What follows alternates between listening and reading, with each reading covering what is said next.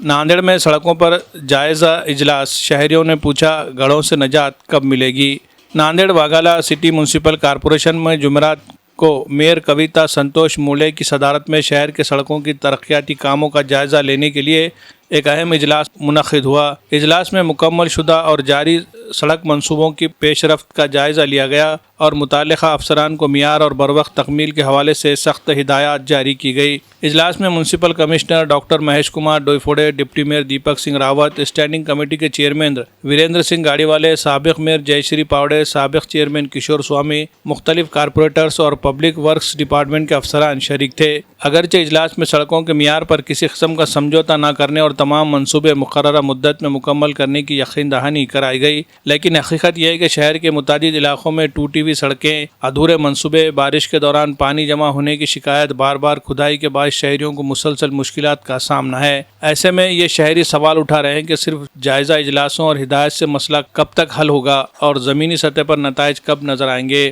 Mayor کویتا مولے نے افسران کو ہدایت دی ہے کہ سڑکوں کے معیار پر کوئی سمجھوتہ نہ کیا جائے اور تعمیراتی کاموں کی مسلسل نگرانی کی جائے۔ Municipal commissioner doctor Mahesh Kumar Doiphode نے بھی تمام منصوبے مقررہ وقت میں تکمیل کرنے اور مختلف محکموں کے درمیان بہتر تال میل قائم رکھنے پر زور دیا تاکہ نئی تعمیر شدہ سڑکیں دوبارہ کھدائی کی نظر نہ ہو۔ اجلاس میں کارپوریٹروں نے بھی متعدد سنگین مسائل کی نشاندہی کی۔ ان کے مطابق شہر میں کئی مقامات پر غیر ضروری اسپیڈ بریکرز حادثات کا سبب بن رہے ہیں۔ متعدد سڑکوں کی سطح غیر ضروری طور پر بلند ہونے سے مکینوں کو دشواریاں پیش آ رہی ہے، جبکہ یشونت کالج تا شیام نگر اسپتال سڑک کا منصوبہ طویل عرصے سے التوا کا شکار ہے۔ قدیم کوٹھا اور سڑکوں علاقوں میں سڑکوں کی تعمیر کے بعد نکاسی آب کے مسائل بھی بدستور برقرار ہے۔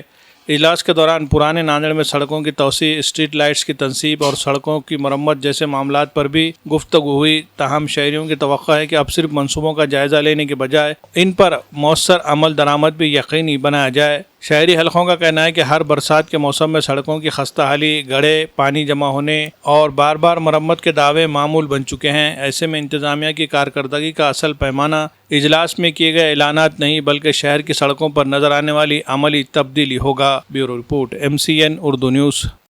ملک کے معروف تعلیمی ادارے Shaheen group of institutions Nanded نے نیٹ 2027 کی تیاری کرنے والے باصلاحیت ریپیٹرز طلباء کے لیے ایک خصوصی اور مکمل طور پر مفت کوچنگ پروگرام شاہین 50 نیٹ ریپیٹرز 2027 بیچ کا اعلان کیا ہے۔ اس اسکیم کے تحت 50 منتخب طلباء کو مفت کوچنگ فراہم کی جائے گی جنہوں نے نیٹ 2026 میں شرکت کی ہو اور جن میں 425 یا اس سے زائد نمبر حاصل کرنے کی صلاحیت موجود ہو۔